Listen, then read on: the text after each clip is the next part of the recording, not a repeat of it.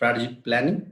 Strategy is the style of thinking, a conscious and a deliberate process, an intensive implementation system, the science of ensuring future success. So every organization, they expect uh, the future success, and they forecasted with their strategies which formulated with the help of their colleagues, and then the other people who are key roles played in the organization. And then the strategy is the style of thinking, because whatever the strategy we formulate, it shows the vision of your organization, because strategy is aligned with the vision and the mission of your organization. And then it is a deliberate process, and requires a consciousness. And then you should know why the strategy implemented, and then how the system works for the better success of your organization, that we think, and then based on that only we can formulate a strategy.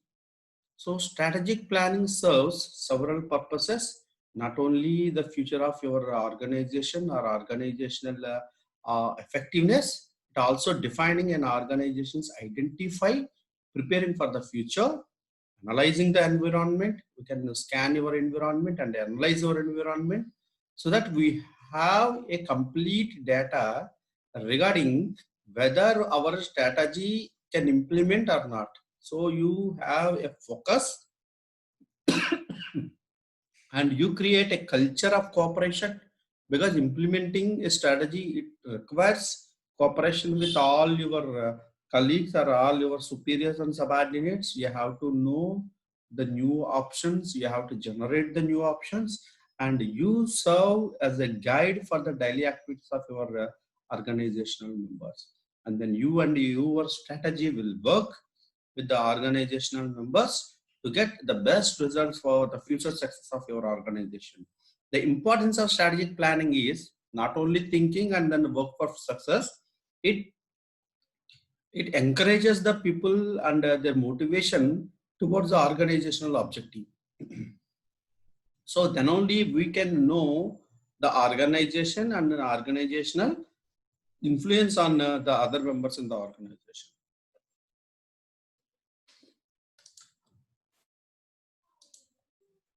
Why the strategic planning? What is the purpose of strategic planning?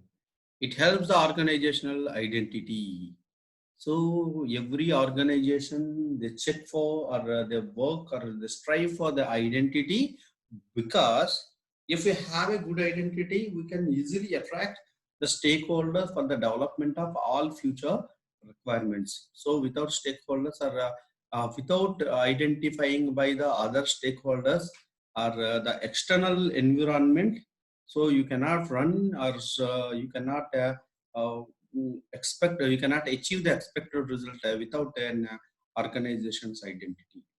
That's the reason every organization, they try to get identity in the external environment especially.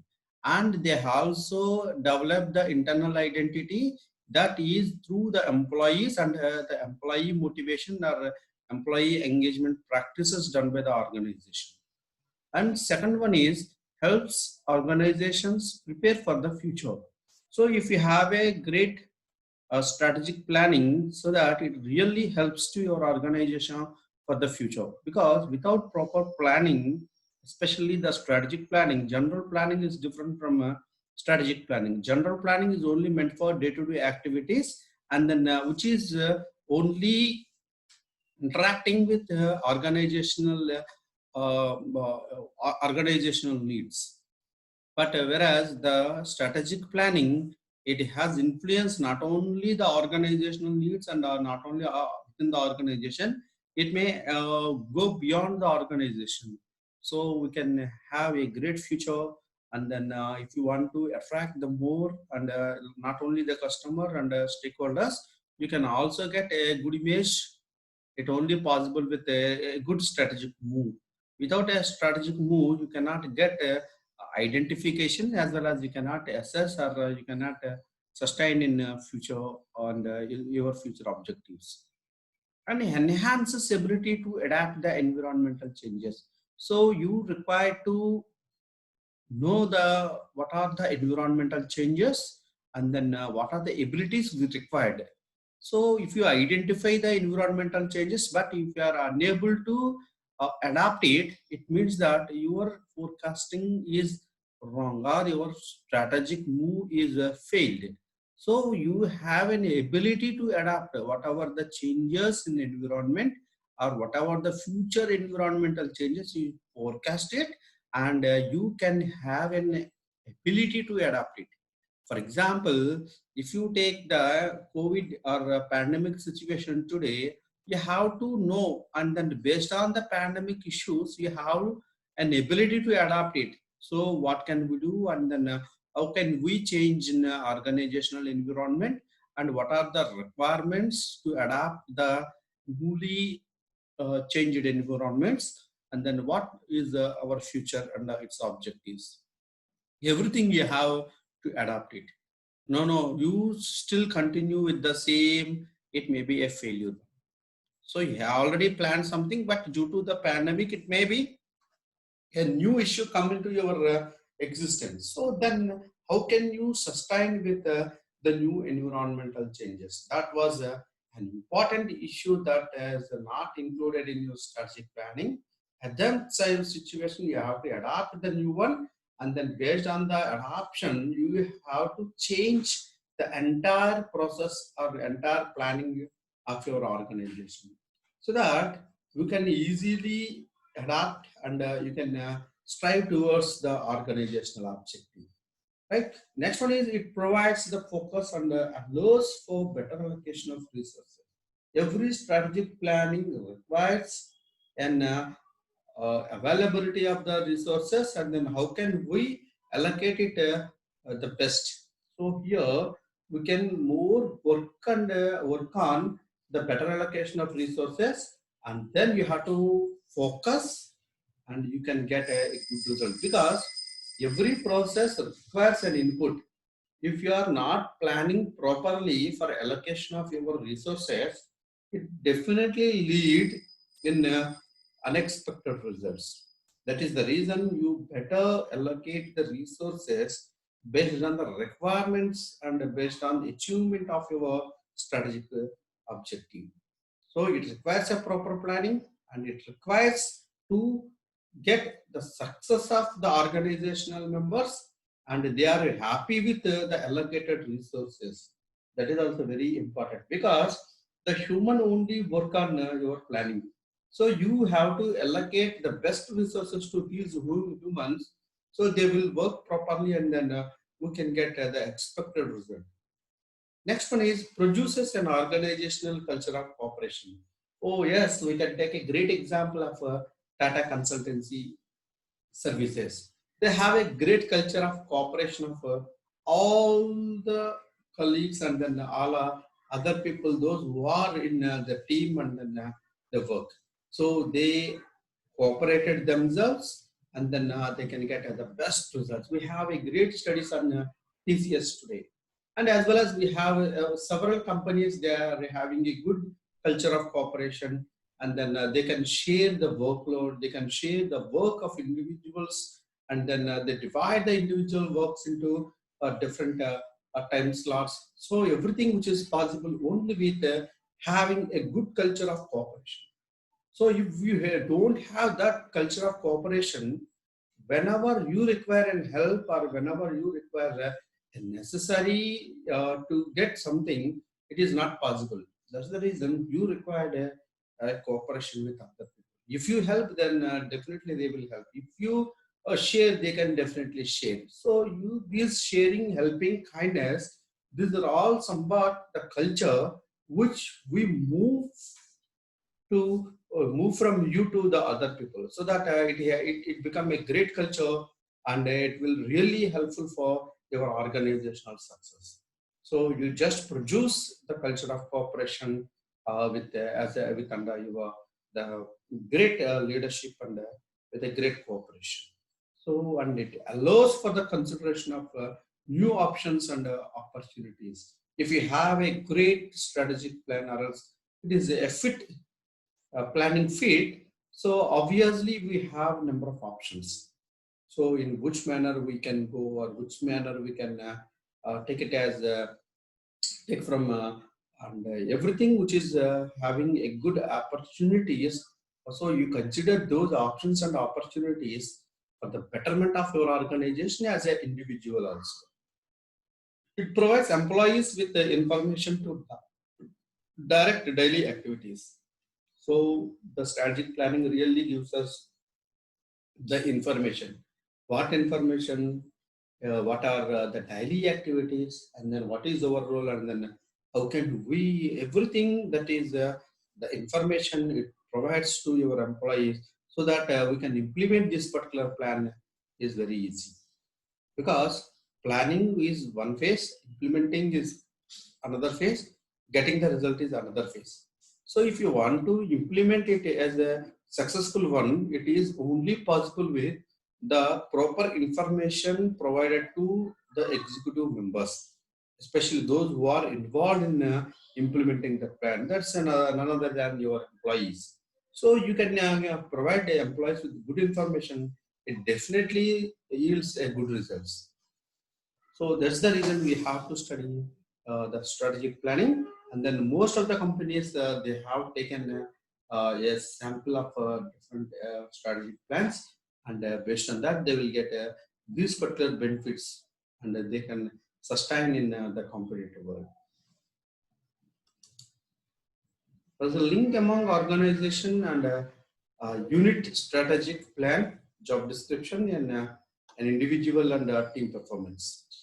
So it is about the Armstrong and the Perron in 2002. They developed a model for the individual description and the team performance, so that we have this particular flow that is from your strategic plan to the individual team performance. So it's simple. It's not a big one, a small thing. That is every strategic plan which starts with the organizational strategic plan. It has the mission, vision, goals, and strategies. So the unit strategic plan, it is also a mission which is related to the organizational mission, vision to vision, goals to goals, strategies to strategy.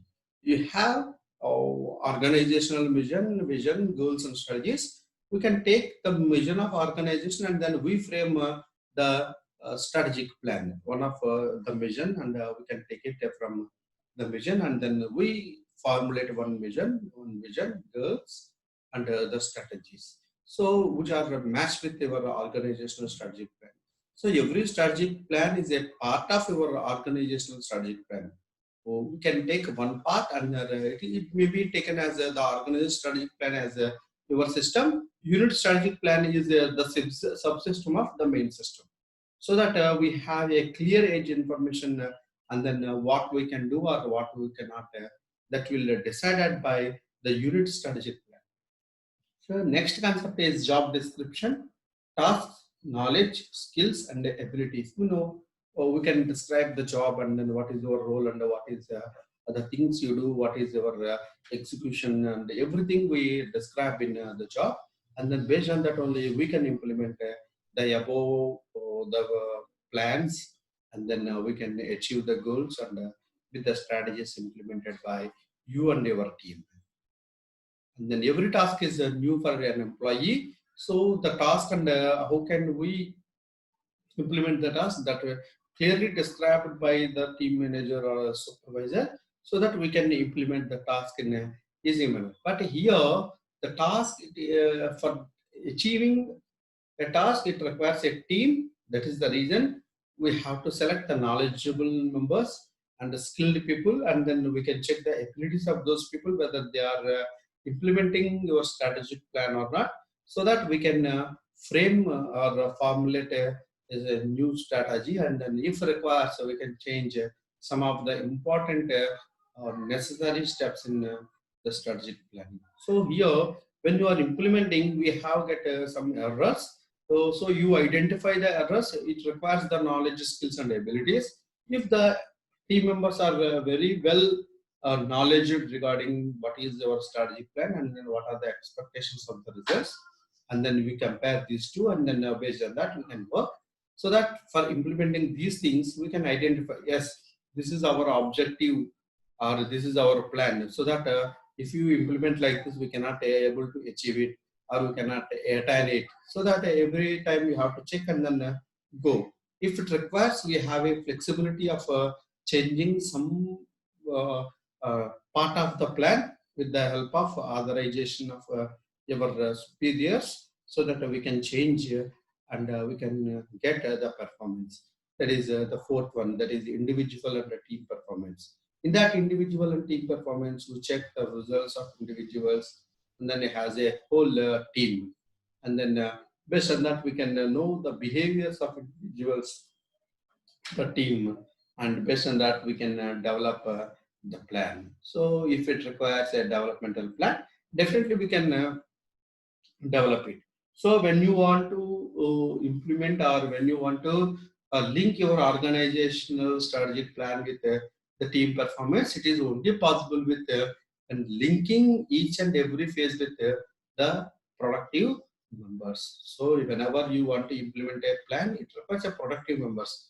These people required the task, and then they have a task oriented, and then they have knowledge, skills and ability, so that we can get the results with the behavior of the individuals and then the group behavior. So we all this are coming under our strategic plan. Now, what are the barriers to performance planning?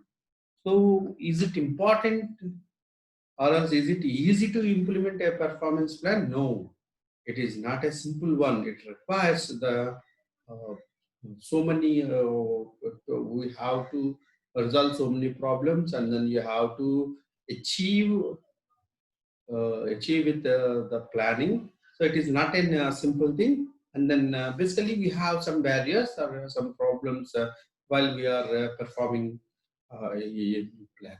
So what are those things? The first one is the inability to plan or inadequate planning. So here the manager's role is very important. And then we know very well the managers are not born, but the ability to plan. Some managers are not successful planners because they lack the background, the education, or whatever we said, the knowledge or ability. So others may have never been taught how to plan. So when these people, these two types of managers take the time to plan, they may not know how to conduct planning as a process. So we have an immutability plan by the managers, or else some people they may be really able to plan, but we don't give the chance to them. That is also one of the barrier in the performance plan. So if you are not adequately planning, so it cannot be a good plan. That is the reason it may be one of the barrier. And the second one is the lack of commitment to the planning process.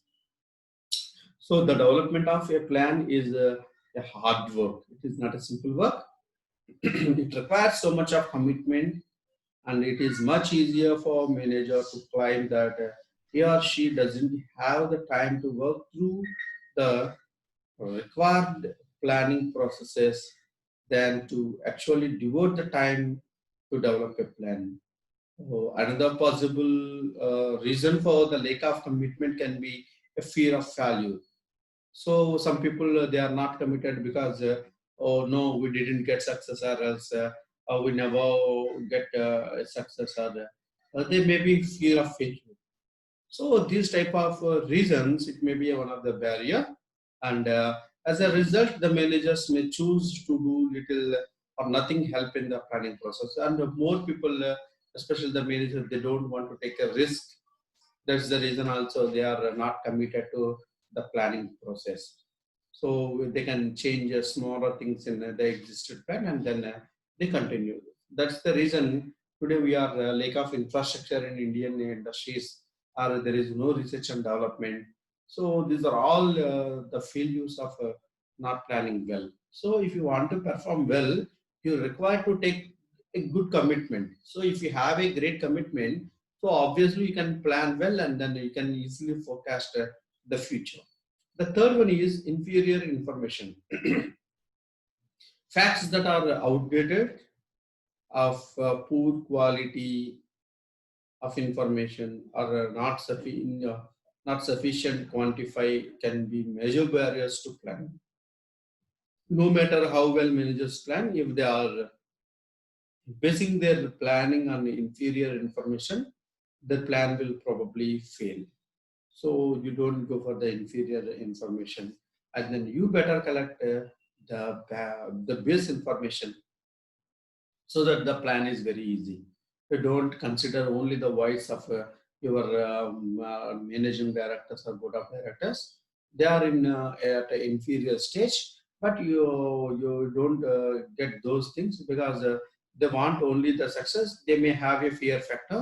That is the reason they want to give that authority to you. So at that case also you have to collect the proper information so that it may be very good for planning, so that they feel also very happy. And next one is focusing on the present at the expense of the future. So it is a failure to consider the long-term effect of a plan because of emphasis on the short-term problems may lead to trouble in preparing for the future. Managers should try to keep the big picture, the long-term goals in mind when they develop their plans. So every time they have to check for the time for the future. So they have to focusing on the present and the expense of the future. And the next one is too much reliance on the organizational planning. So what is too much of reliance? Many companies have a planning department or a planning and development team. This department conduct studies, some researchers, they build some models and project probable results, but they do not implement plans. Planning department results are aid in planning and should be used only as such. So formulating the plan is still the manager's responsibility. So here the reliance on the planning. So if you have a separate department for planning, so it is a definite one to get a more success. But here these people are not conducting any or not interest on doing new plans, even though they are conducting studies and then they have a great research reports, till they are waiting for the best model. That is also one of the barriers for performance planning. And last one is concentrating on controllable variables. So managers can find themselves concentrating on the things and events that they can control, such as new product development, but then fail to consider outside factors such as poor economy. One reason may be that the managers demonstrated a decided preference for the known and an aversion to the unknown. So that is also one of the reasons for they are unable to concentrate on the variables. So here we can concentrate on controllable variables so that we can easily intervene these barriers so that we can get a success.